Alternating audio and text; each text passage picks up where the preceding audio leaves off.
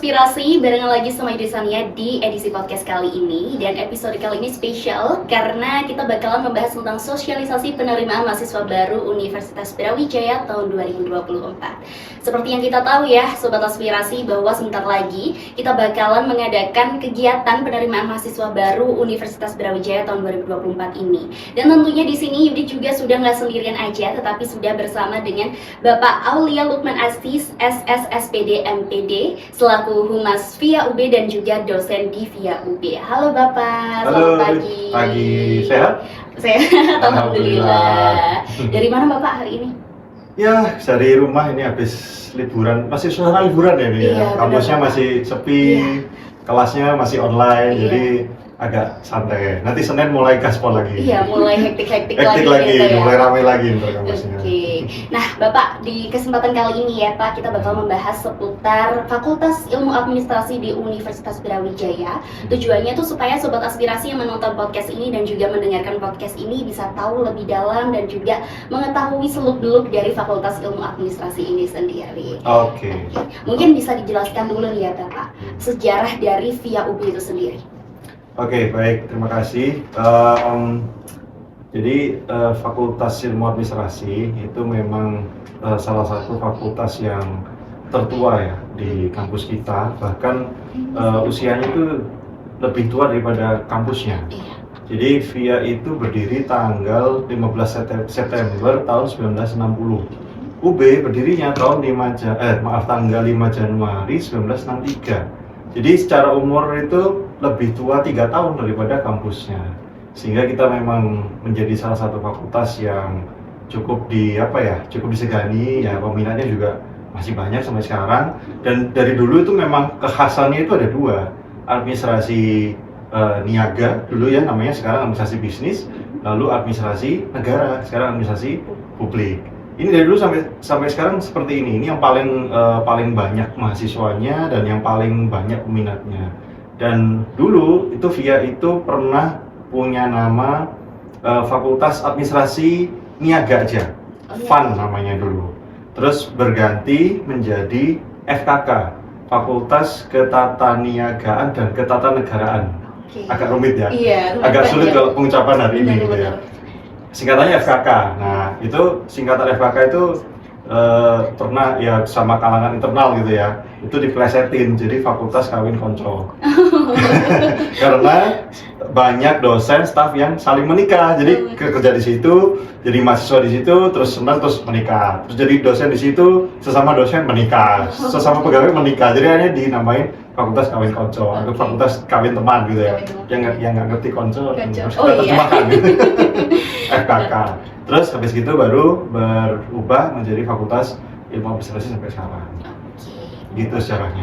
Berarti untuk yang diunggulkan itu ada dua prodi ya Pak, administrasi bisnis dan juga administrasi publik di VIA itu sendiri. Ya betul, itu yang peminatnya paling banyak. Dan juga kalau bicara internasionalisasi ya, itu yang dua program studi itu yang punya kelas internasional sejak dulu, udah mulai 2014 kalau nggak salah. 2014 sudah kelas internasional gitu. Jadi itu ya Sobat Aspirasi, buat teman-teman yang mau masuk ke VIA UB ada dua prodi yang diunggulkan, ada administrasi bisnis dan juga administrasi publik. Oke, next Bapak, untuk next question ya gitu Pak. Kenapa sih kalau misalkan Sobat Aspirasi nih ya yang pengen masuk ke UB, terutama di VIA UB, itu harus belajar di VIA UB? Kenapa kok nggak di VIA yang lain? Oke, wah ini pertama dari segi usia ya, tadi umurnya udah mulai 1960, mungkin kamu belum lahir, mungkin bapakmu juga belum lahir gitu ya, jadi ini paling tua banget. Nah, tapi dalam perkembangannya, memang kenyataannya VIA ini menjadi embrio bagi fakultas-fakultas lain, baik itu yang beda nama atau yang sama namanya. Jadi misalnya nih ya, di beberapa fakultas lain nih ya, sejarahnya di UB itu Fakultas Ilmu Budaya, kemudian Fakultas Ilmu Sosial dan Ilmu Politik ya, FISIP. Itu embrionya itu berangkatnya dari VIA.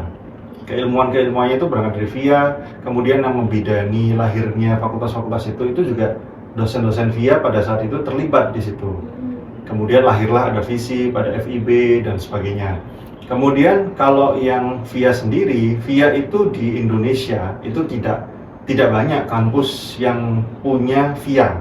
biasanya ada ilmu administrasinya, ada administrasi bisnis, ada administrasi publik, tapi biasanya dia terkelompok ke dalam FISIP. Biasanya FISIP atau FISIPOL. Jadi kelompok ilmu sosial ngumpul di situ. Nggak ada yang jadi satu seperti berdiri sendiri seperti VIA. Kecuali di beberapa kampus swasta. Kalau yang negeri itu tolok ukurnya ada dua. Satu di UI, Universitas Indonesia, dan satu lagi di Universitas Halu Oleo, UHO, di Kendari ya, Sulawesi Tenggara. Nah, dua fakultas VIA ini, di dua kampus negeri ini, itu yang membidani adalah VIA kita. Jadi ketika mereka sudah ada ilmunya, cuma ketika mau mau pisah dari fakultasnya yang lama terus bikin fakultas sendiri, itu yang mensupport, yang memberikan dukungan itu dari VIA UB. Kira-kira seperti itu. Oke, berarti bisa disimpulkan nih ya Sobat Aspirasi, kalau misalkan VIA UB ini menjadi embrio dulu ya Pak, dari teman-teman VIA yang lain gitu. Karena seperti yang Yudi tahu juga ya Pak, riset-riset sebelumnya itu kalau VIA UB itu memang fakultas ilmu administrasi yang paling bagus di Indonesia. Iya. Karena boleh dibilang gitu. Iya, harus bilang gitu, kalau saya harus bilang gitu sih. Masnya. Iya, karena kalau misalkan fakultas-fakultas yang lain itu baru anak-anaknya gitu. Iya, adik. Oh iya, adik-adiknya gitu ya. Sedangkan kakaknya sendiri tuh ada di Universitas Brawijaya. Betul. Oke. Nah, mungkin teman-teman ya Pak udah mengenal kalau misalkan kuliah di UB gitu ya, udah tahu VIA UB kebanyakan tuh banyak yang diplesetin kayak fakultas ilmu artis, fakultas ilmu anak-anak yang hits-hits gitu ya Pak. Kebanyakan teman-teman bilangnya sih kayak gitu ya Pak. Tapi Yudi pengen tahu sendiri nih Pak, fakultas ilmu administrasi ini tuh apa sebenarnya Pak? Mempelajari tentang apa saja? Oke, jadi kalau kita bicara ilmu administrasi ya, ini biasanya nih saya suka kalau ada teman-teman dari SMA yang berkunjung, itu biasanya saya yang bertugas untuk menjelaskan ke mereka, memperkenalkan tentang VIA. Dan di awal itu biasanya saya menanyakan, ketika Anda mendengar nama ilmu administrasi, apa yang ada di benak Anda? Dan itu biasanya mereka muncul jawaban hitung-hitungan, hitung uang, pembukuan, apalagi pokoknya jenis yang pekerjaan-pekerjaan yang sifatnya clerical seperti itu. Nah, kemudian barulah saya coba jelaskan bahwa yang mereka sebutkan itu tidak salah. Itu adalah ilmu administrasi pada level mikro, jadi pada level clerical ya, operasional. Tapi yang kita diskusikan tentu nggak di situ dong. Masa S1 cuma bahas caranya ngetik atau caranya bikin pembukuan, enggak. Yang kita bicarakan itu adalah pada level makro. Jadi sebenarnya ada beberapa literatur yang kita pakai ya, sehingga kita bisa mendirikan fakultas ilmu administrasi itu kan pasti ada landasan teorinya dulu. Nggak mungkin kita bikin fakultas ilmu ini yuk gitu kan, nggak mungkin kayak gitu, harus ada landasannya. Nah, ilmu atau teori-teori yang kita pakai itu memang mendasarkan diri pada ilmu administrasi sendiri. Jadi ilmu administrasi itu sebenarnya adalah ilmu yang berpusat pada tata kelola, governance, dan orang-orang yang ada di dalamnya, maka dia adalah orang-orang yang mengelola. Dengan kata lain, mereka adalah para leader, mereka adalah para pemimpin. Dan pemimpinnya bukan level yang menengah, tapi level yang tinggi. Karena kita bicara tata kelola menyeluruh. Jadi ilmu administrasi itu core-nya itu sebenarnya adalah leadership. Dan ketika kita bicara leadership, core-nya lagi itu adalah decision making. Maka ketika Anda kuliah di VIA, sebenarnya Anda dididik untuk menjadi seorang decision maker. Decision maker pada apa? Memutuskan apa? Misalnya nih ya, dalam setiap organisasi, itu pasti organisasi atau kelompok orang gitu ya, itu didirikan pasti karena punya kesamaan pandangan, punya kesamaan visi, ayo kita kumpul, ngapain kita kumpul? Kita ingin meraih tujuan itu, kita ingin bersama-sama kita meraih tujuan apa gitu kan. Nah, itu ketika kita bicara pada level itu, teman-teman ilmu administrasi itu bicaranya adalah bagaimana kita meng-create visi kita, kemudian dari visi itu kita lahirkan, kita turunkan menjadi program operasional yang nyata. Nah, ketika sudah bicara program operasional, baru kita serahkan kepada orang lain. Siapa? Para manajer. Nah, manajer itu siapa? Orang-orang yang belajar di manajemen.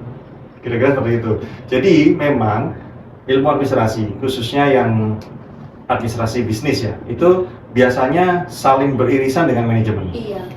Betul ya? Hampir sama gitu. Hampir sama yang dibahas. Yang dibahas adalah cara mengelola orang, SDM, cara mengelola keuangan. Iya, kita akan bahas itu juga di ilmu administrasi. Tapi kita nggak berhenti tapi bedanya adalah manajemen itu kita mengelola berdasarkan aturan, pedoman, guidance, visi misi yang udah diturunkan ke kita. Jadi kita tinggal datang, kita tinggal saya ingin mencapai ini, kamu kerjakan. Ya udah, dia kerjakan sesuai dengan arahan. Tapi siapa yang mengarahkan? Itu ilmu administrasi. Gitu. Jadi kita yang meng-create di awal, kita yang bikin visi misi makronya, kebijakan makronya, lalu nanti yang operasional diserahkan ke manajemen. Seharusnya seperti itu. Kalau yang kami pegang seperti itu. Nanti kalau teman-teman compare dengan orang-orang di manajemen, mungkin mereka nggak akan terima. Oh, kamu juga bisa mimpin, iya. Tapi tingkatannya berbeda. Kita tingkatannya di level yang paling atas. Di level kalau nasional tuh ya presiden lah, paling tinggi gubernur seperti itu. Kalau di bisnis itu ya direktur, CEO, presiden, direktur gitu kan. Kalau manajemen ya di level general manager ke bawah sampai level operasional. Itu yang membedakan dengan manajemen. Iya benar. Jadi buat sobat aspirasi itu ya mungkin yang kemarin kebingungan gitu ya, Kak, aku pengen banget masuk manajemen sama administrasi, kira-kira bedanya apa? Nah ini jawaban yang udah dijelaskan sama Bapak Alwi sendiri ya teman-teman. Memang pilihan yang populer di kalangan teman-teman SMA itu manajemen. Karena mungkin turun-temurun juga ya dari kakaknya, orang tuanya, masuk manajemen aja, kamu belajar bisnis. Apalagi mohon maaf nih ya, di banyak kampus itu fakultas ekonomi itu biasanya ada bisnisnya, fakultas ekonomi dan bisnis, sehingga orang mengasumsikan oh kalau belajar bisnis di sini.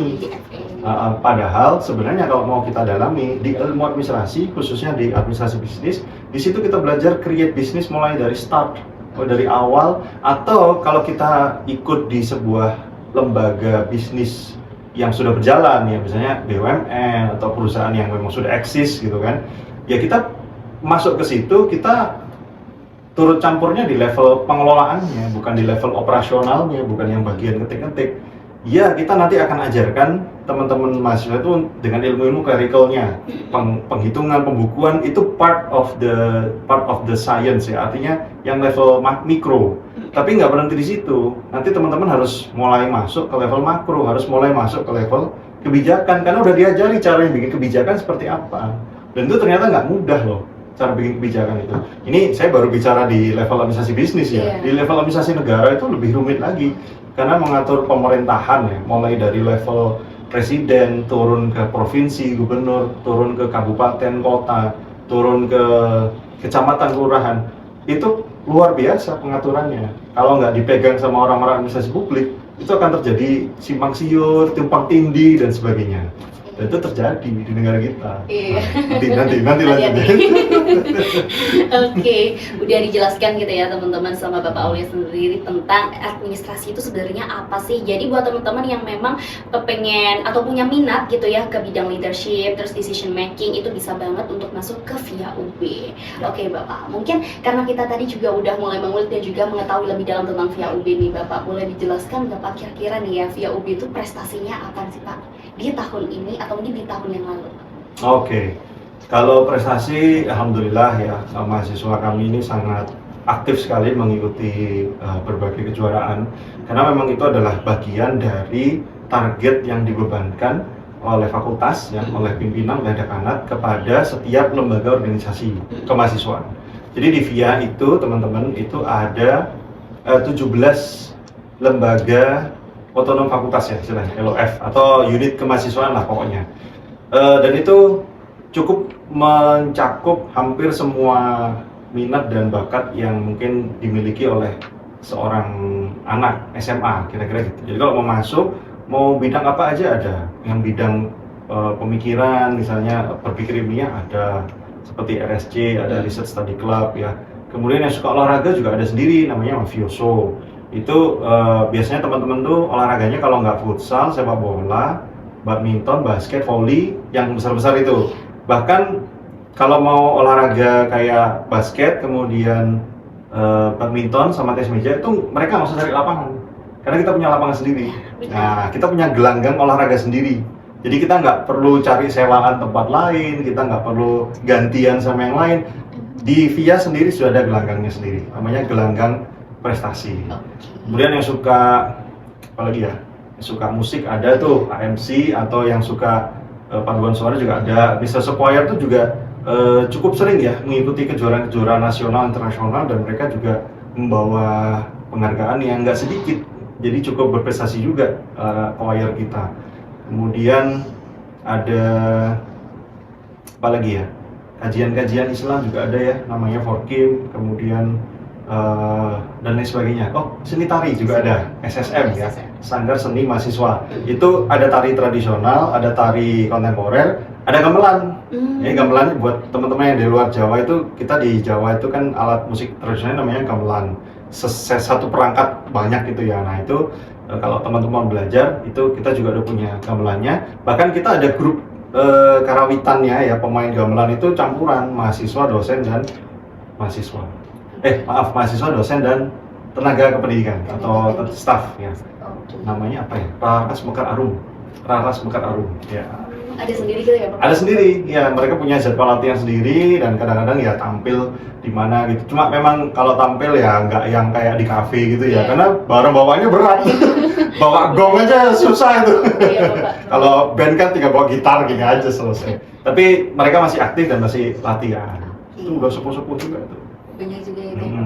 Jadi kalau bicara prestasi, alhamdulillah ya kita cukup punya prestasi banyak, dan setiap lembaga itu tadi yang saya sebutkan itu diberikan funding ya, diberikan anggaran oleh fakultas untuk mereka berkreasi. Tapi sebagai gantinya tolong kasih fakultas prestasi. Nah itu ada target. Jadi setiap awal tahun, di awal kepengurusan itu setiap ketua-ketua organisasi itu tanda tangan perjanjian kinerja dengan wakil dekan bidang kemahasiswaan. Misalnya Anda harus juara nasional berapa, Anda harus juara internasional berapa, tingkat wilayah berapa, itu ada. Dan itu harus tercapai. Kalau nggak tercapai, ya pasti ada sanksinya. Namanya juga perjanjian. Misalnya nanti kalau gitu, kalau nggak tercapai, berarti tahun depan anggarannya harus dikurangi, gitu, sampai kamu bisa naik lagi prestasinya, kayak gitu. Itu udah banyak banget ya prestasi yang udah diraih sama Via UB itu sendiri. Nah, ngomongin soal prestasi lain ya Pak, selain ada LOF gitu ya, kira-kira untuk prodinya sendiri gitu Pak. Prodi dari Fakultas Ilmu Administrasi, selain administrasi publik dan juga administrasi bisnis tadi yang udah Bapak spill gitu, ada prodi apa lagi nih Pak di Via? Jadi ketika teman-teman SMA itu memilih jurusan ya, quote and quote, itu sebenarnya yang dibicarakan adalah namanya program studi, bukan jurusan ya. Jadi ketika kita bicara program studi, itu di VIA itu ada 10 program studi. Yang 6 itu adalah di level sarjana, dan itu mungkin nanti akan bisa dipilih oleh teman-teman SMA. Selain tadi yang 2 udah saya sebutkan ya, S1 Administrasi Bisnis, ada S1 Administrasi Publik, lalu ada S1 Perpajakan. Ini cukup banyak juga peminatnya ya. Kemudian ada S1 Pariwisata, lalu ada S1 Ilmu Perpustakaan, dan S1 Administrasi Pendidikan. Itu, silakan dipilih. Jadi semuanya kita bicara soal kebijakan, policy, bagaimana merancang sebuah visi, misi, dan sebagainya sampai ke bawah, tapi di bidang masing-masing. Di perpajakan, ya bagaimana cara mengelola perpajakan di Indonesia ini yang masih menjadi sumber utama penghasilan negara, pendapatan negara, bukan penghasilan ya, kerja aja negara. Pendapatan negara itu kan mayoritas masih dari pajak. Tentu ini harus dikelola, dan dikelola juga harus benar gitu kan. Nah, siapa yang bisa mengelola dengan benar? Ya orang-orang yang memang belajar perpajakan dan seterusnya. Pariwisata juga sama, ilmu perpustakaan juga sama. Oke, berarti ada sekitar 6 prodi ya teman-teman di Via UB sendiri, yaitu yang S1. Sedangkan untuk 4 lainnya nih Bapak tadi. 4 lainnya itu nanti kalau teman udah lulus S1 bisa lanjut S2. Nah, S2-nya ada 3, S2 Administrasi Bisnis, S2 Administrasi Publik ya, lalu ada S2 Manajemen Pendidikan Tinggi. Jadi kita bahas soal tata kelola pendidikan, tapi skopnya adalah di perguruan tinggi, kampus, universitas, institut, akademi, di situ. Dan yang terakhir yang 10 itu adalah S3. S3-nya cuma 1, program Doktor Ilmu Administrasi, tapi peminatannya ada Ilmu Administrasi Bisnis dan ada Ilmu Administrasi Publik. Dan itu kelasnya ada di Malang dan Jakarta. Malang dan Jakarta gitu ya. Udah ada 10 program studi yang ada di Via UB teman-teman. Jadi banyak buat teman-teman yang punya minat gitu ya, untuk di bidang bisnis, kemudian di pemerintahan, perpajakan, terus pembukuan tentang perpustakaan kayak gitu. Bisa masuk ke Via UB. Gitu. Nah, mungkin juga buat ini ya, buat orang tuanya, kakaknya, bapak-bapaknya, yang belum S2, belum S3, sini juga sekalian. Oh iya, silakan bisa. Yang di Jakarta nggak usah ke sini yang S3 ya, cukup di Jakarta aja. Karena udah sampai di Jakarta juga nih ya Sobat Aspirasi. Nah, tadi Bapak juga udah mention di awal ya Pak tentang ada fasilitas yaitu gelanggang prestasi yang yang Hmm. cuman ada di via UB di Ya. sendiri gitu ya Pak. Ya. Nah selain adanya gelagang prestasi, fasilitas apa saja yang ada di via UB? Oke, jadi ada beberapa spot ya untuk teman-teman mahasiswa itu berkegiatan di luar kelas ya. Yang paling jelas kita sediakan itu adalah area indoor seating ya. Jadi untuk kursi-kursi, kemudian bangku-bangku dan meja untuk duduk di luar sambil menikmati angin, sepoi-sepoi gitu ya. Kan Kota Malang itu dingin ya, teman-teman. Jadi suhunya Malang itu antara 18, 19 sampai 29 lah. Kalau dibandingin sama Bekasi, saya tiap anak SMA yang saya tanya itu Dingin gitu. di Tangerang gitu. Tangerang panas apa dingin? Panas gitu kan. Bekasi panas apa dingin? Panas gitu semua. Jadi mereka yang datang ke sini tuh kayaknya tuh memang orang-orang yang datang dari daerah yang agak panas gitu kan. Iya, benar. Makanya ke Malang tuh seneng banget kuliah di Malang itu. Nah, apalagi kalau di VIA itu kita sediain arena-arena indoor ya. Dan di bawah pohon, teduh gitu kan. Jadi asik adem aja gitu sambil diskusi, mau nugas, mau makan itu boleh.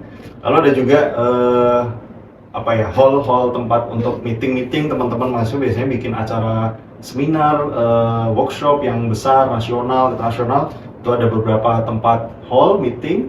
Kemudian ada juga nggak olahraga udah ya, parkiran udah, apalagi ya, musola, kita juga punya musola ya. Musola di VIA itu termasuk musola yang letaknya di luar gedung. Jadi kalau di fakultas lain tuh kebanyakan musolanya di dalam gedung, nggak kelihatan dari luar. Kalau ini pas lokasinya di tengah-tengah antara gedung-gedung VIA, sehingga teman-teman yang muslim ya terutama itu kalau mau lewat kemana aja, menuju kemana aja di sekitar VIA itu pasti nggak ngelewatin musola dan nggak mungkin ngelewatin waktu sholat. Harapannya gitu sih waktu itu.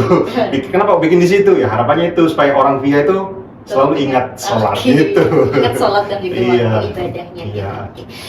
Selain fasilitas itu Bapak apakah ada kayak lab-lab gitu Pak? Oh iya, lab ya. Jadi lab itu adalah bagian tak terpisahkan dari proses pendidikan ya.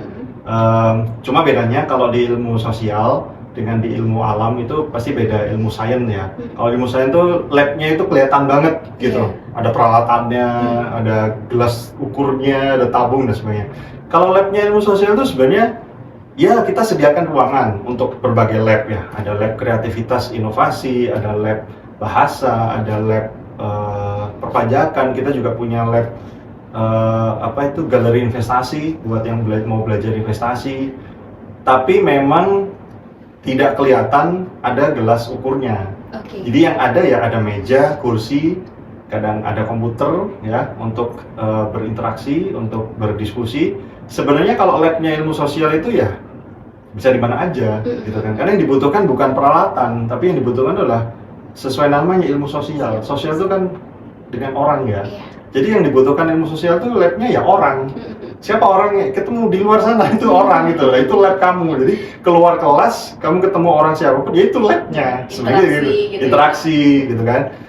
Kertas, komputer itu alat bantu dan itu bisa kita bawa sendiri, bisa disediakan. Kita sediakan ada fasilitas komputer, lab dan sebagainya itu ada lab komputer ya. Tapi tidak harus di situ kalau mau bereksperimen sosial. Misalnya teman-teman yang administrasi bisnis mau ini ya, kita ajarin ya bikin startup kayak gitu-gitu. Itu kita ngumpul dulu, ada workshopnya, ada pelajarannya di perkuliahan gitu kan. Tapi setelah itu kan nggak bisa hanya di dalam. Kalau startup itu kan prinsipnya dia harus keluar, dia harus ketemu sama calon potensial customer ya kan, menanyakan produk. Kalau saya punya produk kayak gini gimana menurut Anda? Itu harus ngomong. Nanti kembali ke lab lagi, disusun lagi kanvasnya, habis itu di pivot lagi, dan seterusnya seperti itu kan. Jadi emang ilmu sosial tuh labnya adalah dunia ini, maksudnya gitu ya kira-kira. Luas gitu ya. Luas banget gitu ya. Kalau ilmu alam dia nggak bisa kerja kalau nggak ada ruang labnya gitu kan. Mohon maaf nih orang alam. Oke, jadi banyak banget fasilitas yang udah disediakan di VIA UB itu sendiri ya Sobat Aspirasi. Dan ngomongin ya Pak tentang terkait topik kita hari ini yaitu penerimaan mahasiswa baru UB. Seperti yang Yudi tahu gitu ya, jalur penerimaan masuknya itu ada 3 Bapak ya. Ada SNBP, SNBT, sama Mandiri gitu. Boleh tahu nggak sih Pak untuk UKT sendiri di VIA UB di ketiga jalur tadi itu di range kira-kira berapa Pak? Oke.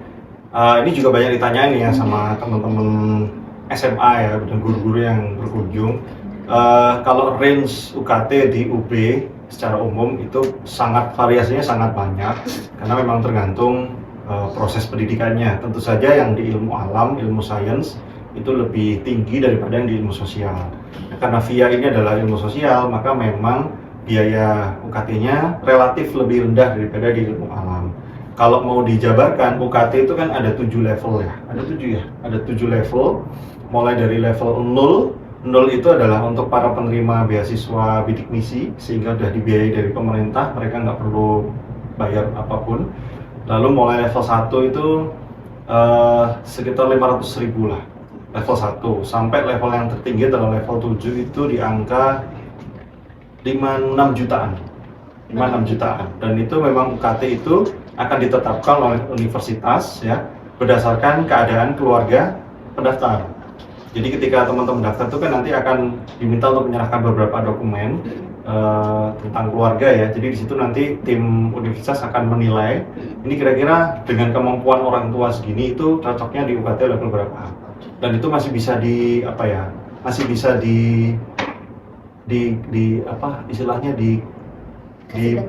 apa sih kalau pengadilan tuh banding gitu, maksudnya nggak terima gitu loh. Iya. Jadi misalnya mohon katanya kok menurut keluarga kami terlalu tinggi, mungkin karena ada musibah yang tidak terdeteksi oleh tim universitas, itu bisa mengajukan penurunan UKT seperti itu. Oke, berarti untuk di range harganya dari yang paling rendah sekitar 500.000 sampai yang paling tinggi 5 sampai 6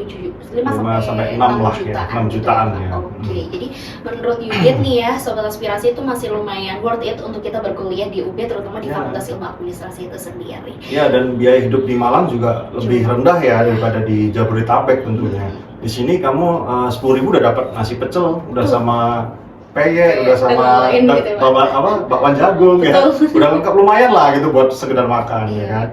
Apalagi kalau ke daerah yang agak pinggiran ya 6.000 pun dapat, 5.000 pun dapat. Kalau di Jabodetabek kayaknya nggak boleh tuh 10.000. Parkir itu 10.000. Minimal 15.000 kali. 15.000 kayaknya ya. Oke. Karena tadi itu ada 6 prodi ya Bapak, dan UKT-nya itu apakah setiap prodinya berbeda-beda ataukah hampir semuanya sama?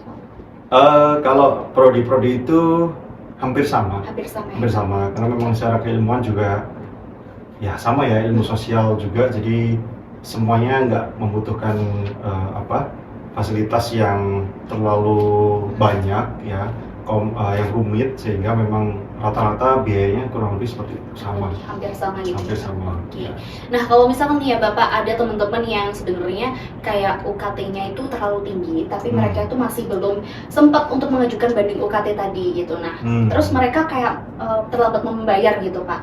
Kira-kira kalau melakukan keterlambatan pembayaran UKT itu apakah ada sanksinya Pak? Ya paling dimarahin. Ya? Wah, bercanda. Kalau terlambat itu ya sebenarnya gini ya, prinsipnya itu setiap problem yang dihadapi oleh mahasiswa itu seyogyanya dikomunikasikan dengan fakultas ya, sehingga supaya fakultas itu bisa memahami. Kalau nggak pernah dikasih tahu ya, misalnya gini, mahasiswa semester ini aktif, lalu semester depan waktunya bayar UKT nggak bayar, waktunya KRS-an nggak daftar juga. Jadi terus kenapa, kan kita juga bingung, ini ada apa kok dia nggak muncul gitu kan. Tapi kalau misalnya dikomunikasikan ya minimal dengan dosen pembimbingnya dulu, PA ya, penasihat akademik, atau misalnya langsung dengan Kaprodi nih ya sebagai penanggung jawab di setiap prodi, dikomunikasikan dulu, Pak kami ada masalah begini, buat kami gimana solusinya. Itu mungkin masih bisa lah dinegosiasikan lah ya dengan pimpinan. Kita juga tidak melulu ketat sama aturan, tapi semua itu bisa dibicarakan. Asalkan dari pihak mahasiswa keluarnya juga terbuka sama kami. Kalau iya ada kemauan, jadi misalnya Pak kami nggak bisa bayar gini, gimana caranya ya? Nanti kan pasti dicarikan solusi itu sama pimpinan. Gitu. Oke. Dan untuk pengurusannya itu bisa di lewat mana Pak? Kalau misalkan untuk kayak mau membayar tapi ada keterlambatan, itu biasanya kita kalau membayar itu bisa langsung ke bank sih ya, bisa langsung transfer seperti biasa sebenarnya, nggak ada masalah. Cuma ya memang kalau terlambat memang konsekuensinya nggak bisa KRS-an ya, nggak ikut kuliah gitu. Nah kalau memang seperti itu, ada aturan-aturan yang membolehkan seorang mahasiswa itu mengambil cuti atau terminal studi. itu boleh silahkan diambil kalau memang ada sesuatu yang mendesak sehingga teman-teman nggak bisa kuliah dia di semester berikutnya ini, itu bisa mengajukan misalnya cuti kuliah. Cuti kuliah itu teman-teman semesternya itu tidak dihitung perkuliahan. Jadi misalnya kalau kuliah itu kan ada hitungnya semester 3, 4, 5. Kalau cuti maka semester 4-nya ini nggak dihitung. Jadi semester 4-nya baru nanti berikutnya. Sehingga tidak mengurangi istilahnya, tidak mengurangi hitungan nanti. Kalau mau lulus cum laude ya atau dengan pujian itu kan syaratnya salah satunya harus tepat 8 semester. Nah kalau cuti itu kan dia tertunda kan, tapi itu tidak menambah semesternya. Kira-kira gitu. Jadi dia tetap punya peluang untuk cum laude dan dia juga tidak perlu membayar pada semester yang dia cuti. Kalau memang pada saat itu sedang ada problem atau hal yang harus dikerjakan, mungkin kamu ikut penelitian ke Antartika gitu kan, ke Afrika, ini nggak bisa kuliah 1 semester, ya udah cuti aja gitu kan. Jangan diem aja, nanti malah kehitung terus ini kayak utang aja jadinya. Oke, jadi buat teman-teman ya, kalau misalkan ada kendala gitu bisa dibicarakan dulu dengan dosen penasihat akademiknya dan juga dengan kaprodinya terlebih dahulu ya Pak. Betul. Jadi VIA itu masih terbuka dengan para mahasiswanya. Jadi buat teman-teman nggak perlu khawatir kalau misalkan ada masalah bisa langsung dibicarakan aja. Kuncinya itu di ini ya. Jadi kan teman-teman mahasiswa baru itu setiap datang ke sini itu akan diberikan 2 buku, namanya buku pedoman akademik universitas dan buku pedoman akademik fakultas. Itu aturan kamu mulai dari masuk sampai mau lulus atau ada apa-apa di tengah jalan itu ada di situ semua. Masalahnya adalah teman-teman ini kadang nggak dibaca kayaknya. Lebih suka nanyanya di medsos. Oh iya betul sekali. Ini masalahnya, padahal di situ udah ada semua. Kalau aku nilainya B- nanti bisa dengan pujian nggak? Itu sebenarnya bisa ada jawabannya di situ. Cuma ya teman-teman harus membaca gitu ya Pak. Kadang-kadang. Oke, jadi pokoknya 2 hal yang paling penting kalau udah diterima di Universitas Brawijaya harus membaca buku pedoman. Ya itu ya gimana ya, kita mau hidup di sini tapi nggak ngerti pedomannya terus buta begini kan, kayak kuda jalan ditutup gini matanya kan gitu. Iya. Nabrak kan akhirnya. Iya benar-benar. Nah Bapak ngomongin tentang Fakultas Ilmu Administrasi, kalau misalkan anak kuliah itu biasanya identik dengan beasiswa gitu ya, cari-cari beasiswa gitu Pak. Apakah di VIA sendiri itu menyediakan beasiswa untuk para mahasiswanya ataukah mahasiswanya harus cari-cari beasiswa sendiri? Kalau yang beasiswa resmi dari pemerintah itu yang jelas adalah bidik misi. Kemudian ketika sudah jadi mahasiswa itu sebelum jadi mahasiswa ya. Ketika mendaftar jadi mahasiswa. Kemudian ketika datang ke sini sudah jadi mahasiswa itu ada beasiswa PPA kalau namanya, peningkatan prestasi akademik. Itu ada memang. Cuma memang beasiswa itu tidak diberikan sampai kamu lulus, tapi diberikannya mungkin misalnya hanya dalam jangka waktu 1 tahun. Karena bergantian dengan teman-teman yang lain, adik kelasnya gitu kan. Yang dari pemerintah atau dari universitas hanya itu saja sih sebenarnya. Yang lain-lainnya itu teman-teman ada bisa ngambil beasiswa dari pihak luar, pihak ketiga. Perusahaan yang punya CSR seperti itu, dia punya bikin yayasan ya, foundation, menyediakan beasiswa untuk mahasiswa misalnya, itu bisa. Atau teman-teman bisa ini yang skripsi yang udah masuk penelitian itu ada beasiswa dari BRIN misalnya. BRIN itu menyediakan beasiswa untuk melaksanakan penelitian, diberi uang penelitian lah ya. Nah itu kan lumayan tuh, bisa buat hidup, bisa buat penelitian. Atau kalau nggak mau cari beasiswa resmi, ya teman-teman bisa ikut bantu dosen misalnya. Dosen itu kan punya project ya, akademik itu misalnya ada penelitian, ada pengabdian, itu kan ada fundingnya. Nah dari situ kan teman-teman kalau emang suka riset ya, suka nulis gitu kan, itu bisa dapat honor lah dari situ. Lumayan, itu bisa nambah uang saku sendiri gitu. Tapi kalau nggak gitu, biasanya sih secara umum mahasiswa itu ada yang ngambil part time, kerja di kayak Pizza Hut, cafe ya, jadi bartender kayak gitu. Boleh-boleh aja, nggak ada masalah. Tapi yang penting jangan sampai mengganggu waktu kuliahnya aja sih menurut saya. Oke. Nah untuk informasi beasiswa yang misalkan disediakan oleh pendidik atau pemerintah itu Pak bisa diakses di mana kalau boleh tahu? Kalau di UB itu disediakan di beasiswa.ub.ac.id. Jadi info-info beasiswa dari pemerintah atau dari luar swasta itu biasanya dimuat di situ. Jadi kalau nanti teman-teman jadi mahasiswa di situ, pantau aja itu, boleh ada beasiswa baru misalnya, ya udah apply coba gitu. apply coba. Yang paling syaratnya ya KHS gitu-gitu ya, minta tanda tangan dosen PA gitu aja. Oke, jadi teman-teman kalau misalkan yang pengen dapat beasiswa itu juga masih banyak banget peluangnya untuk diterima gitu ya Pak. Ya. Apalagi di Fakultas Ilmu Ada aja lah Administrasi. jalannya lah. Ya, betul sekali. Nah Bapak, karena kita tadi udah ngobrolin tentang VIA-nya sendiri gitu ya Pak, kita mungkin bisa merujuk untuk ngobrol tentang ospeknya gitu Pak. Oh, Di VIA ospek. gitu kayak. Mungkin ini teman-teman yang mau masuk ke VIA itu penasaran gitu Pak, tentang ospek di VIA itu kayak gimana ya. Boleh tahu nggak sih Pak, durasi ospek biasanya di Fakultas Ilmu Administrasi itu sendiri itu berapa lama? Jadi yang kegiatan penerimaan mahasiswa baru ya namanya PKK Maba. Iya. Itu biasanya dilaksanakan selama 3 hari. 3. Jadi yang 1 hari itu di tingkat universitas dengan seluruh fakultas yang lain. Kemudian yang 2 hari lagi itu biasanya kembali ke fakultas masing-masing.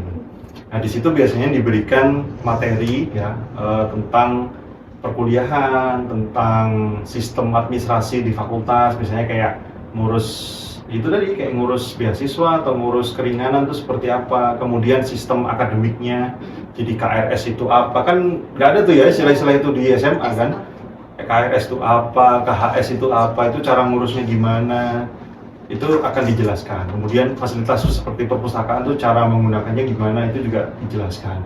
Tapi setelah itu biasanya itu dilakukan seminggu sebelum perkuliahan dimulai perdana. Nah setelah itu ketika perkuliahan masuk, kalau di VIA itu ada kegiatan kemahasiswaan ya di setiap akhir pekan. Kalau nggak di hari Sabtu, hari Minggunya itu biasanya ada kegiatan hari jurusan. Sekarang namanya hari departemen sih. Itu biasanya mengundang dosen-dosen yang ada di struktural ya, jabatan struktural departemen, kemudian Kaprodi, itu diberikan kesempatan untuk menjelaskan tentang departemennya, prodinya, apa yang diharapkan dari mahasiswa gitu. Kemudian juga ada kegiatan-kegiatan lain yang biasanya juga datangnya dari teman-teman panitia mahasiswa ya, panitia PKK Maba, ya sosialisasi tentang LF ya, unit-unit aktivitas Kirmas itu biasanya diperkenalkan satu-satu, disuruh menampilkan talent satu-satu gitu ya, yang MC ya main band, yang choir ya main choir kayak gitu, sampai kurang lebih 1 semester. 6 bulan gitu. 6 bulan, nggak sampai, paling ya 3 bulanan lah, 3 bulanan. Jadi setiap Sabtu atau Minggu ya teman-teman harus menyediakan waktu ya untuk mengikuti kegiatan itu, tapi biasanya nggak lama, biasanya hanya setengah hari. Nanti di sekitar bulan, kan penerimaan masuk perkuliahan itu kan bulan Agustus ya, itu biasanya di bulan November udah selesai, masih ada sisa waktu sampai Desember biasanya untuk menyelesaikan semester ganjil. Oke, jadi untuk durasi ospeknya sendiri itu ada sekitar 3 bulanan ya, dan itu pastinya wajib diikuti oleh seluruh mahasiswa baru via UB gitu ya Bapak. Seperti itu. Oke Bapak, nah mungkin kalau misalkan setelah membicarakan tentang ospek, durasinya gitu ya Bapak, kita pengen tahu setelah tadi ada buku pedoman yang katanya wajib dibaca ya Pak, dan pastinya di situ banyak sekali informasi untuk tentang KRS itu. Nah mungkin buat teman-teman nih ya yang penasaran lebih dahulu gitu Pak, kira-kira kalau di VIA sendiri itu mulai dari semester berapa sih Pak mahasiswanya itu melakukan KRS sendiri? Oh oke.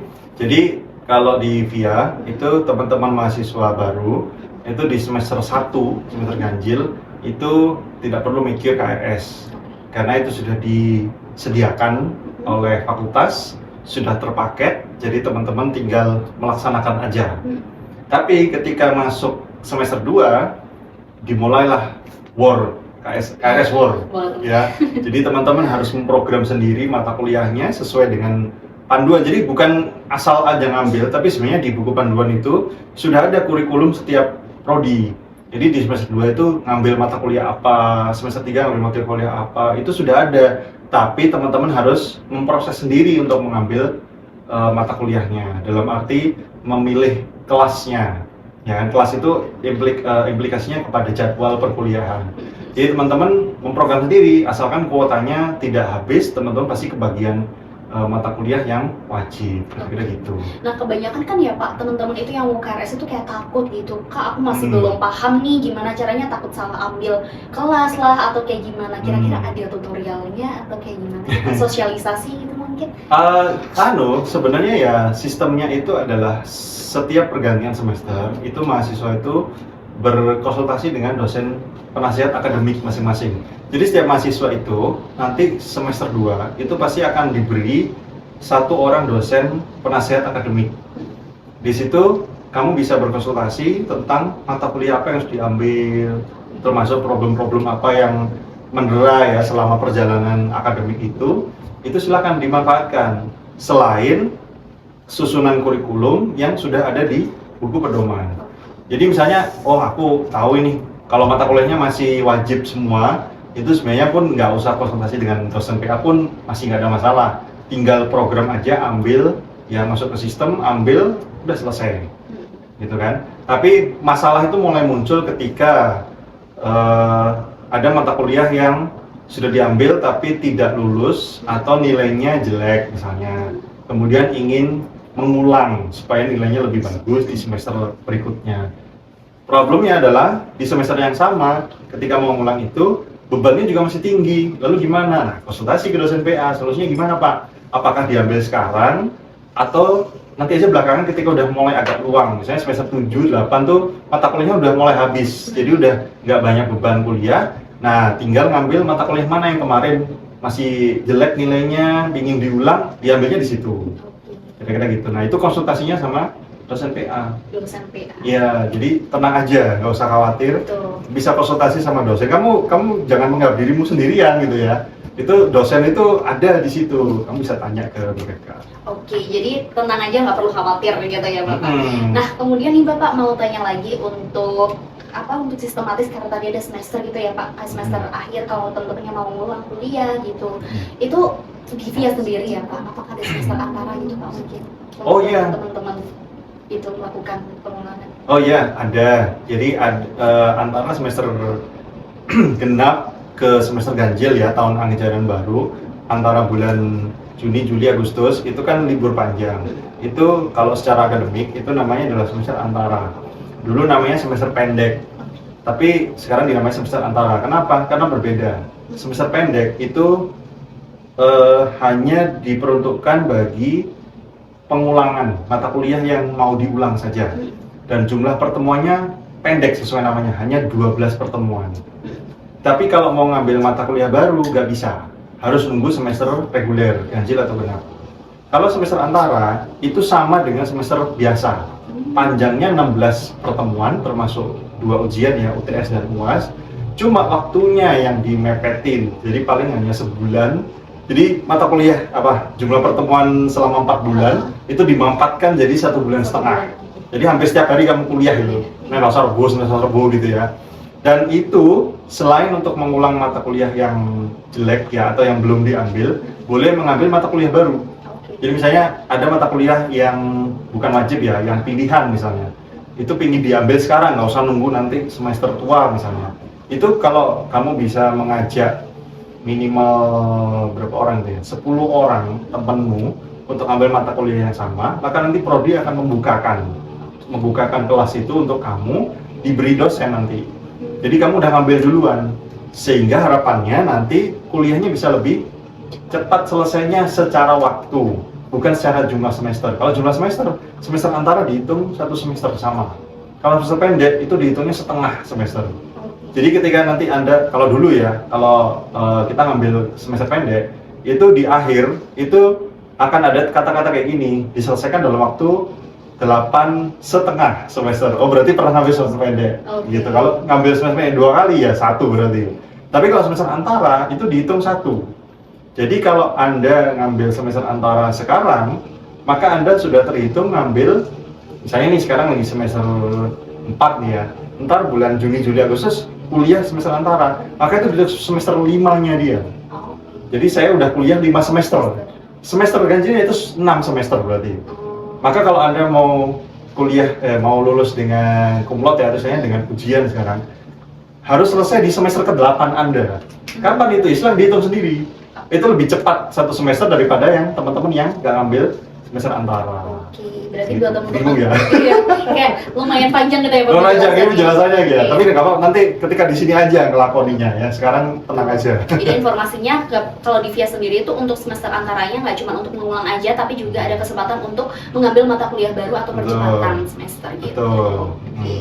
Nah Bapak, kemudian nih ya, kira-kira kalau kita udah masuk ke dunia perkuliahan, udah KRS tadi, terus udah membicarakan tentang semester antara juga. Nah boleh tahu nggak sih Pak, untuk ukuran kelas rata-rata di VIA UB itu minimal berapa mahasiswa Bapak? Oh, kalau kapasitas kelas itu memang kami sediakan ruang-ruang kelas berkapasitas antara 30 sampai 40 orang satu kelas. Itu memang sesuai dengan aturan di kementerian ya. Kalau ilmu sosial itu memang jumlahnya segitu satu kelas.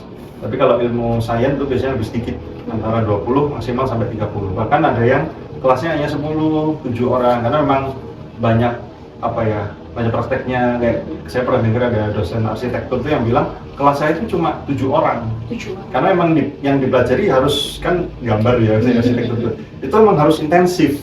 Nggak bisa 40 orang ya, dia lama itu belajar. Dosennya cuma satu, ngawasinya lama itu. Kalau ilmu sosial itu lebih besar jumlah pesertanya satu kelas. Oke, berarti sekitar 30 sampai 40 mahasiswa di kelas. Jadi kalau Ya. misalkan teman-teman mau pengen punya banyak teman gitu, pas banget ya Pak di sosial, Oh temennya iya. bakalan banyak gitu Banyak harusnya, cuma saya nggak tahu ya kok banyak teman-teman terutama mahasiswa angkatan baru ya, itu yang merasa insecure. Insecure. Karena di semester 1 kan dia kuliahnya di paket tuh. Jadi kemana-mana ngambil kuliah apapun temennya sama, hanya pindah-pindah kelas aja, tapi iya. temennya sama. Ketika masuk semester 2 kan mulai berjuang sendiri tuh, Iya. KRS War. Jadi ada kemungkinan kamu nggak satu kelas sama sahabatmu di semester 1, Iya. bisa terpencar-pencar gitu kan. Nah itu kok banyak yang saya nanti nggak ketemu sama sahabat saya, nanti kalau nggak ada teman gimana? Nah itu kan ada teman baru, ini kan Iya. seseangkatan aja, kan harus kenalan lah gitu. Itu gunanya diputer-puter itu supaya kenalannya banyak. Iya, Kan benar. gitu. Apalagi ilmu sosial. Ilmu sosial tuh ya tadi harus ngomong. Betul. Jadi Kalau nggak harus ngomong ya delay aja, menyepi gitu ya. betul. Ngurusi sel gitu aja. Oke, Bapak, karena tadi kita juga udah berbincang gitu Pak, aku pengen tahu Pak, VIA sendiri itu udah bermitra dengan perusahaan mana saja sih Pak kalau boleh tahu? Oh ya, sejak adanya program kebijakan MBKM ya, Merdeka Belajar Kampus Merdeka dari Kementerian, itu memang semua fakultas itu berlomba-lomba untuk menyediakan wadah untuk teman-teman itu melakukan kegiatan di luar kampus. Salah satunya adalah magang, magang bersertifikat ya, studi independen dan sebagainya. Itu dari VIA itu memang akhirnya mencoba menggandeng perusahaan-perusahaan atau lembaga pemerintahan sebagai tempat tujuan magang. Jadi bikin MOU dulu dan sebagainya. Banyak sekali, saya sebenarnya nggak terlalu hafal, tapi kalau boleh saya sebut misalnya ada tiket.com, itu juga salah satu partner kami. Terus ya mungkin banyak perusahaan yang mungkin kita tidak kenal namanya ya, karena memang dia bukan bergerak di bidang commerce umum seperti Traveloka gitu kan. Tapi BUMN itu kita juga punya koneksi yang cukup lumayan, karena banyak direktur BUMN itu yang kuliah di VIA, ngambil S3 gitu kan. Akhirnya karena ngambil S3, kenal dengan dosen kita, akhirnya kemudian sekalian aja kerjasama. Salah satu kerjasamanya itu biasanya kalau dengan perusahaan ya memberikan kesempatan kepada mahasiswa S1 untuk melakukan magang di tempat Anda. Dan itu pasti diterima dong, kan mereka juga mau lulus. Iya, kalau nggak diterima nggak dilulusin sama dosen kita. Gitu. Betul. Jadi banyak tuh misalnya seperti Pupuk Kaltim, ya kan, kemudian ada Semen Gresik itu, dan di Jakarta tuh banyak perusahaan-perusahaan yang tidak terkenal tapi mereka besar usahanya sebenarnya di belakang layar gitu ya. Itu direkturnya kuliah di sini, dan itu setiap kali kuliah di sini pasti kita tarik untuk boleh nggak magang sini? Boleh, silakan magang. Perbankan, ada alumni VIA itu ada 2 orang yang bekerja di BNI dan Mandiri, dan itu posisinya nggak main-main, Vice President. Ada di BNI itu namanya Pak Sis Apik Wijayanto, dan di Bank Mandiri itu Budiana siapa gitu, saya lupa namanya. Tapi mereka orang nomor 2 setelah presiden, setelah direktur utama gitu ya. Jadi kalau mau magang di BNI ya aksesnya gampang, mau bosnya udah orang kita gitu kan, alumni kita gitu. Di pemerintahan pun juga sama. Beberapa alumni kami kan juga ada yang jadi bupati, jadi sekda, jadi kerja di DPR, DPRD, di pemerintahan, dinas itu banyak sekali. Dan ketika teman-teman mau magang, ya tinggal bilang aja, kan sesama alumni VIA gitu. Banyak sekali. Jadi intinya ya, sobat aspirasi, kalau misalkan mau berkuliah di VIA itu udah nggak perlu khawatir lagi, karena udah banyak banget perusahaan yang bermitra dengan kita. Jadi kalau misalkan mau magang-magang itu pasti aksesnya jauh lebih mudah. Betul sekali. Oke, ini Bapak, boleh tahu nggak sih Pak terkait tentang tadi magang ya, ada MSIB, terus kayak biasanya yang aku kenal tuh kayak ISNA gitu kan, luar negeri kayak gitu. Itu apakah bisa memberikan kesempatan untuk mahasiswa VIA sendiri untuk melakukan student exchange itu? Oh iya, sangat. Itu adalah satu program dari kementerian menurut saya sangat bagus sekali ya, memberikan kesempatan bagi mahasiswa se-Indonesia sebenarnya untuk melakukan exchange, mengambil experience selama 1 semester di kampus di luar negeri yang sudah bermitra dengan kementerian. Dulu ada banyak sekali, di banyak negara ada. Nah, termasuk yang VIA. Nah, ini tentunya kami di fakultas mendorong teman-teman mahasiswa VIA itu untuk ikut program seperti itu. Karena itu sangat penting, experience untuk mengenal pendidikan di negara lain, sistem pendidikannya, kemudian budayanya, orang-orangnya itu adalah sebuah ilmu yang mungkin nggak bisa dipelajari hanya dari YouTube. Ya kan, you have to feel it di tempat itu gitu kan. Di YouTube iya, kamu dapat ilmu dari mana aja, bisa Turki, Amerika iya, tapi experience untuk merasakannya itu tidak semua orang bisa dapat seperti itu. Makanya 1 semester itu adalah sangat berharga menurut saya. Ya pasti jalan-jalan, foto-foto itu iya, itu juga part of the experience yang mungkin nggak akan kejadian 2 kali gitu kan. Kapan lagi misalnya kemarin ada mahasiswa kami yang lolos ya program ISMA itu dan kuliahnya di Polandia. Kapan lagi sih kita bisa datang lagi ke Polandia, negara yang jauh di Eropa sana, biayanya juga mahal untuk terbang ke sana, biaya hidupnya juga pasti beda dong ya dengan di Indonesia. Itu tentu 1 semester itu menjadi sangat valuable dan itu bisa experience-nya bisa kebawa sampai seumur hidup. Betul. Gitu loh. Jadi bisa diceritakan ke adik-adik tingkatnya. Betul. Sebenarnya untuk didukung student exchange. Iya, tapi memang syaratnya ya seleksinya se-Indonesia. Jadi teman-teman VIA khususnya ya kita dorong untuk misalnya dari sisi bahasa asing ya, bahasa Inggris itu harus di upgrade. Nanti supaya ketika tes itu ya nilainya tinggi lah gitu. Terus juga terkait pemilihan kampus ya, pemilihan fakultas itu juga sebenarnya meskipun banyak pilihan tapi juga nggak bisa sembarangan. Karena kan ada kuota kan.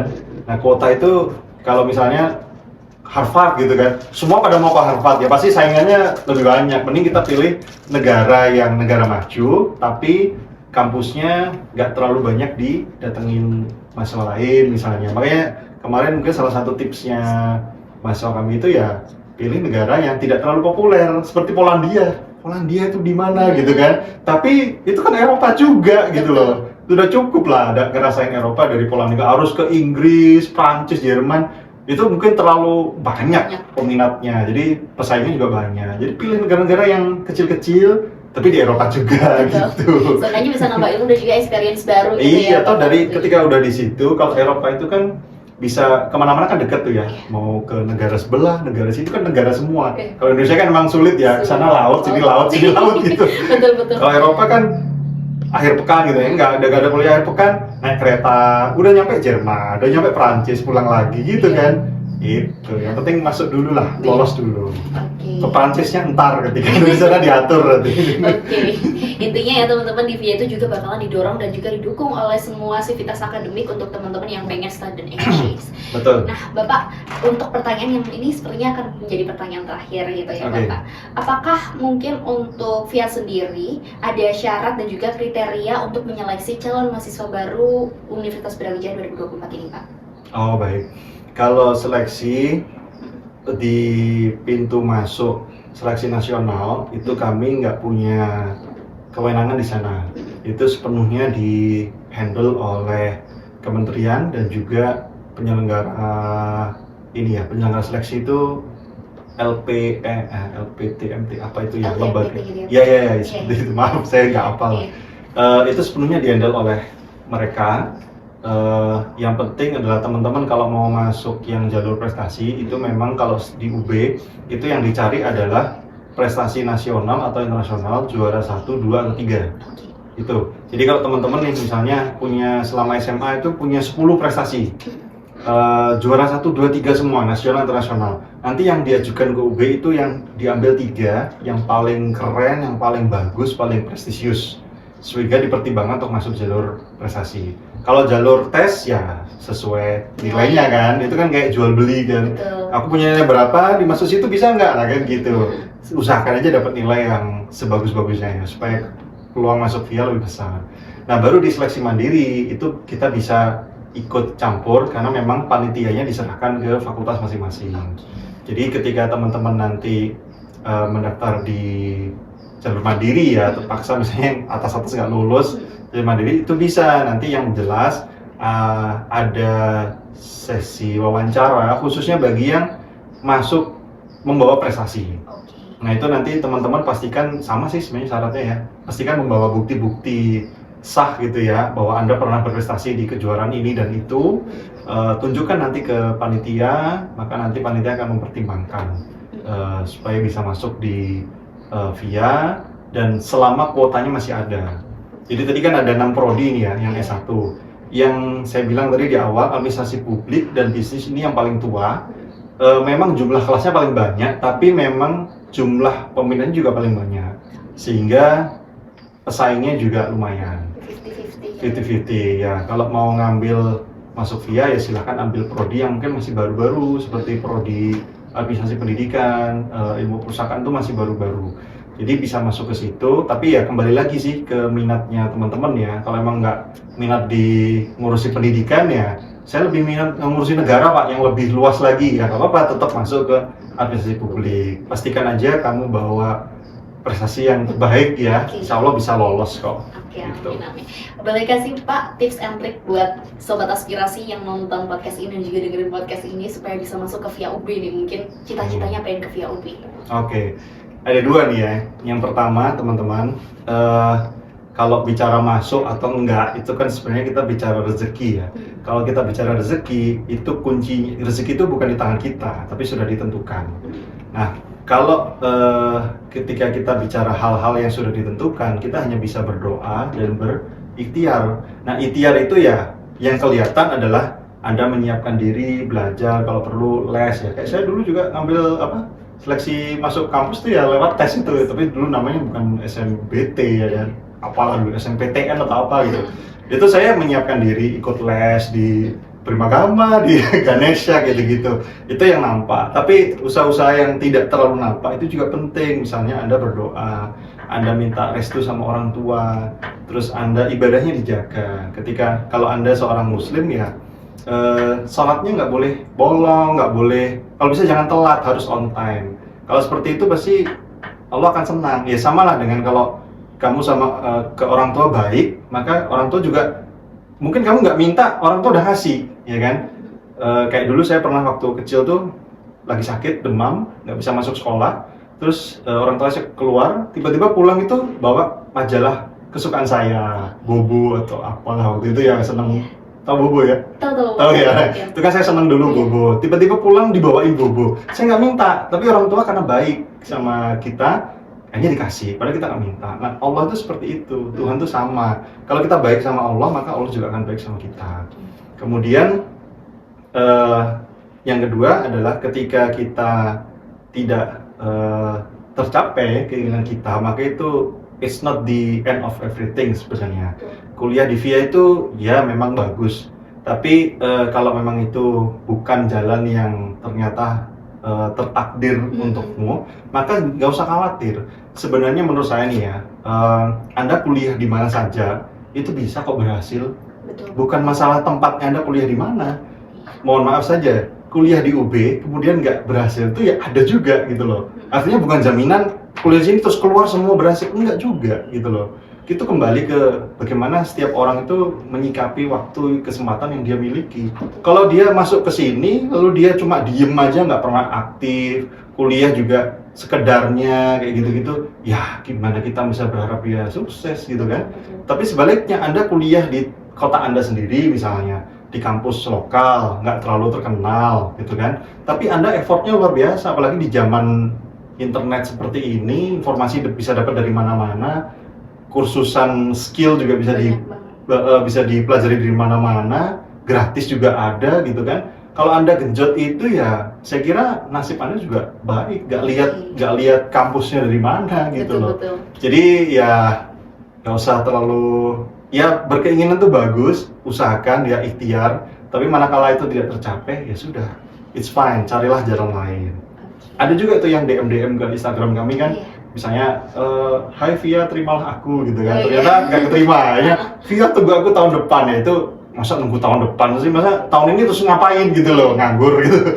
Ya cobalah cari jalan untuk misalnya kalau kamu mau kuliah di tempat lain, gak ada masalah kok, sama aja, yang penting sikap kita. Oke. Untuk update informasi terkait seleksi penerimaan mahasiswa baru 2024 di VIA UB sendiri Pak, bisa diakses di mana saja? Kalau di VIA itu kami nggak ada informasi itu memang terpusat di universitas. Itu teman-teman langsung datang aja, kunjungi aja selma.ub.ac.id. Selma itu seleksi masuk ya, disingkat selma.ub.ac.id. Itu semua informasi tentang fakultas-fakultas di UB, prodi-prodi, termasuk biaya-biaya itu ada semua di situ. Jadi silakan langsung aja pelajari di situ. Oke, kemudian untuk sosial media Bapak mungkin dari VIA sendiri? Instagram. Iya, ada apa itu Pak? Instagramnya VIA UB. VIA UB. @VIA UB aja. @VIA UB aja gitu ya. Jadi buat teman-teman yang nggak ada ajanya loh ya, VIA UB mesti. Nanti salah, VIA UB aja gitu. Nggak ada. Jadi buat teman-teman yang penasaran dan pengen kepoin lebih lanjut tentang Fakultas Ilmu Administrasi Universitas Brawijaya, bisa dicek di Instagram, ada di @VIAUB. Nah, cukup banyak ya informasi yang udah kita dapetin tentang seleksi masuk Universitas Brawijaya, terutama di Fakultas Ilmu Administrasi Universitas Brawijaya ini. Dan semoga nih buat teman-teman yang nonton podcast ini dan juga dengerin podcast ini juga bisa dikabulkan gitu ya Pak, doa-doanya supaya bisa masuk UB, dan terutama saya yang pengen tunggu ya, saya tunggu di VIA nanti. Betul, ditunggu di VIA gitu. Terima kasih Bapak atas kesempatannya, sudah berkenan hadir di podcast kali ini gitu ya. Terima kasih. Semoga kita bisa bertemu di lain waktu dan juga lain kesempatan. Ya. Siap, amin. Oke, thank you. Itu segitu dulu episode podcast kali ini, dan see you di episode selanjutnya. Aspirasi Podcast.